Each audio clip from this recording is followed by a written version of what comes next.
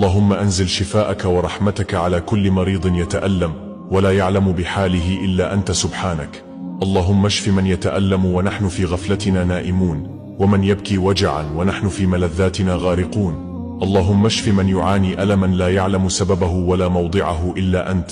اللهم اشف كل من يشتكي وجعا، واجعل له بكل وخزة ألم سيئة تمحى وحسنة تكتب. يا رب، إن قدرتك تفوق قدرة الأطباء، فأنزل الشفاء على كل جسد أرهقه المرض. اللهم إنا دعوناك بقلوب خاشعة راجين منك الشفاء لهم، فلا ترد لنا دعاء.